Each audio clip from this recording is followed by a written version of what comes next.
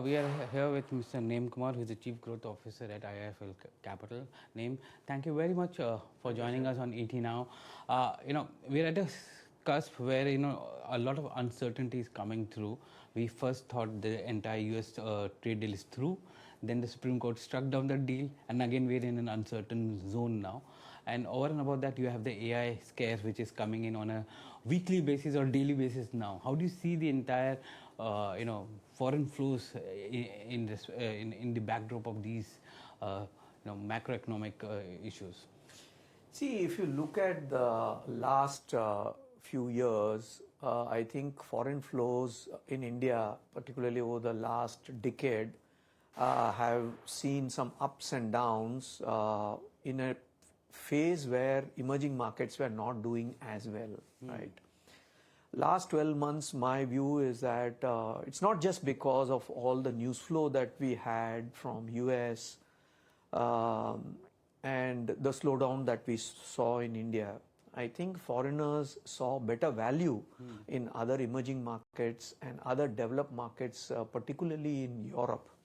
And in US, there was a certain segment of a small sub-segment of S&P 500 which was doing very well, where despite the dollar depreciation, a lot of money was flowing in. So in that context, I think that the underperformance of India was understandable, and flows are very reflexive, right? So that led to the outflows that we saw. It also coincided with the phase of downgrades in earnings in India. If you see between 2021 to September 2024, that period we witnessed sustained upgrades in earnings. Yes. And thereafter, we have seen a downgrades in earnings, particularly in sectors like consumption, for example. I mean, when we review our portfolio of companies that we cover, there have been several companies where we have had 20+% downgrade in earnings. That has resulted. So the phase of valuation expansion that happened between 2021 to 24, particularly in mid caps and small caps, that shifted gear, that gear reversed, and you saw a contraction in multiples coinciding also with the downgrades in earnings. So that is the reason why you saw mid cap and small caps didn't do as well, and foreigners getting moving money out into other markets. Even if you look at the growth, one can argue that the growth has tapered off from the peak, but we are still growing at a much higher rate than any other country or any other peer comparison in a particular sector there. Do you think that the FI resilience with respect to, or the patience with respect to the kind of valuation and the growth has also tapered off, and now it's looking at countries where you have a lower valuation there, and there is a run up, or there's a gap there where they can see the delta coming there? Sajid, over the last 30 years, what I have seen is that you could have macro news flow being positive, negative, etc. What matters most to investors is earnings, downgrades and upgrades, okay? And India was a very richly valued market 2 years ago relative to other EMs, right? If you look at India's index relative to others, in terms of just the premium if you had plotted, historically it was at close to an all-time high, right? Now, at that point in time, the margin of safety was so low that you couldn't have had earnings downgrades, right? When a market goes into an earnings downgrade phase, stocks do correct, flows do reverse gear. That is what exactly happened. You look at, in contrast, you look at Korea, for example. Korea, you've seen massive upgrades in earnings. Okay, you have seen big upgrades in earnings in Brazil because of the way metal prices and hard commodity prices have moved. So it is all relative, right? If India comes back into earnings downgrade phase, upgrade phase, automatically I think that flows will start to come in. Investors, look at, are the companies delivering in line with the expectations, better than expectations, or below expectations? If it is better than expectations, even if it is a richly valued market, it will continue to do well. And it is the other way around when there are downgrades. After the Q3 numbers, what is your take on the earnings trajectory? Is it going to go up from here, or we're going to be on a sideways consolidation mode with respect to earnings? I think the worst phase in terms of downgrades is behind us. I think analysts, I have seen again from my past experience, is that they are slow to downgrade, and then after 3 or 4 quarters, then they do a bigger downgrade. And as I mentioned, there are several companies we have had double-digit downgrades in earnings. So now there is a readjustment to a point where the phase of downgrade, even in this quarter we saw that the pace of downgrade has actually come down to that extent. But are we going to see a big earnings upgrade anytime soon? I don't think so. You'll have to give it some more time for that to happen, in my view. And you see the trend of earnings, analysts looking at FY28 earnings as one of the trends here, because FY27 could be an earnings consolidation before they also look at earnings upgrade. Yes, of course. Because I think that in another 3-6 months time, I think people will start looking at FY28 forecasts, and even marginal upgrades there, Sajit, will can have a very positive rub-off on valuations and markets. How do you look at Indian market relative to others? Because while we have stayed at the 25,000 or 26,000 level for last 12 months or so, our valuation has still reached at 20 times forward earnings there, compared to Korea and Brazil, which you spoke about. Korea itself, has gone up 35% this year itself, and we are well underperforming them. Do you think this underperformance will retain for next 12 months? What is your house view on it? See, the issue is that when you're looking at valuations, you have to look at the underlying earnings momentum.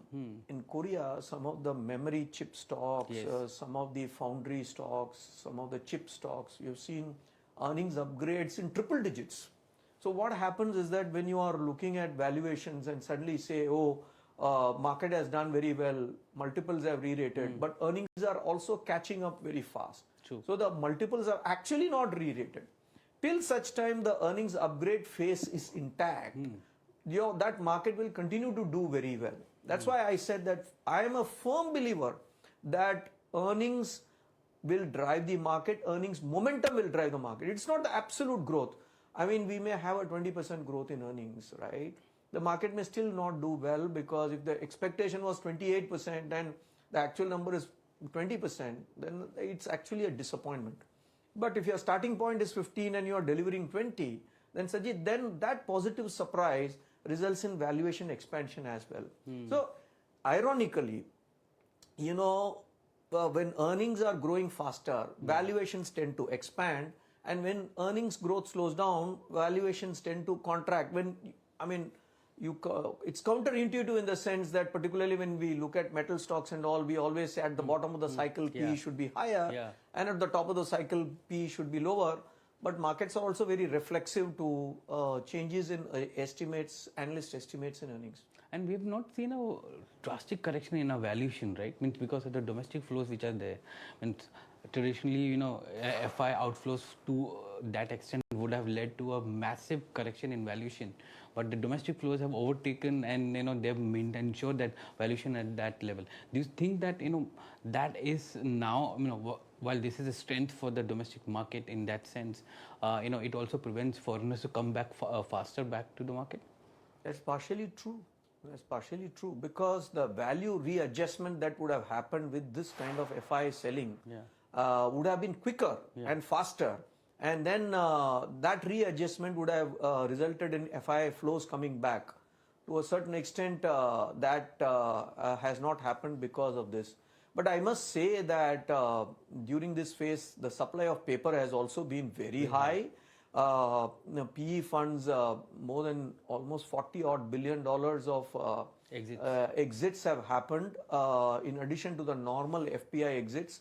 These wouldn't have happened had not the domestic funds seen such large inflows as such. So I think it's a combination, But definitely, I think that market readjustment has gotten delayed because of the domestic. So there is demand for primary market, primary shares basically, but there is selling at secondary because of the valuation issue which is there. Correct.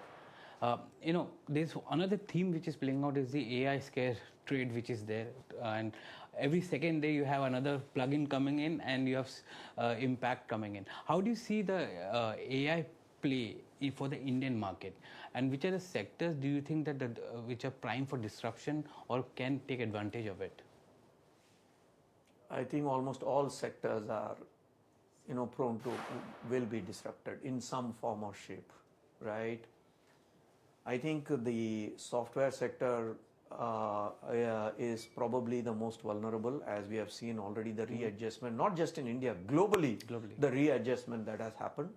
But Sajid, I think that the pace at which the AI capabilities are growing, I mean, it's growing exponentially. I was seeing a video where they were mentioning that probably AI at the minimum is getting 10 times better. And they are saying in 10 years it will be 10 to the power 10, which is 10,000 times. We all don't know as to, where and in what form, who will be the leader, but the adoption is going to be pretty rapid. And many industries are already, using it in some form or shape.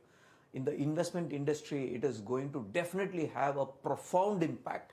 Last week, one of the largest hedge funds in US sent me a report on OpenClaw. He had actually developed the code, and based on all the analyst reports, now he has access to reports of all sell-side houses.